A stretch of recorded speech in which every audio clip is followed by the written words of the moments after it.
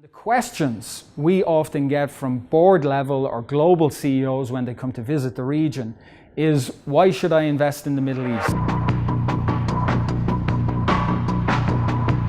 So I think it's very important that we state a very clear case for investment in the Middle East, because there will be opportunities here in the future.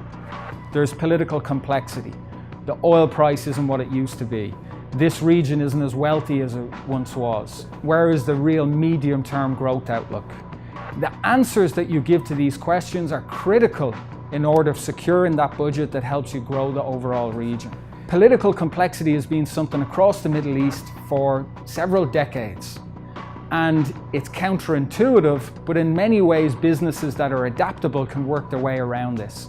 So what you want to show them when they talk about political complexity is, if you look, for example, at nominal GDP for the GCC between 1980 and 2016. So in 1980, nominal GDP was only about $240 billion, in around that figure. In 2016, it was about $1.4 trillion. Now you ask yourself, what political complexity was taking place across that whole time period? In '79, you had the Iranian Revolution. In '79, you had the seizure of the Grand Mosque in Saudi Arabia. 1980, you had the Iran-Iraq war. You fast forward to the first Intifada in '86 or '87. You go to 1990, you have Saddam going into Kuwait. You have the US going in January of '91. You have the Yemeni civil war in '94. You fast forward to the second Gulf War in 2003. Lots and lots of political complexity. You fast forward from that, you have the financial crisis, you have the debt crisis in Dubai, you had the Arab Spring in 2011. And despite all of that political complexity, when you look at growth in the region, it goes like that. And the question you have to put to your head office is, are we going to be equipped on the ground to be ready for the next wave of growth over the next couple of decades?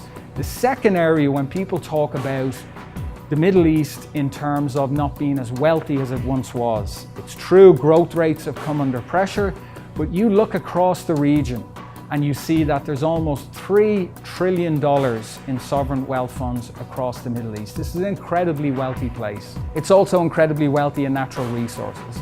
Anybody that says that the age of oil is over before the next 20, 30 years at least does not understand how the global economy actually operates. There's going to be huge wealth produced from these natural resources in the coming years.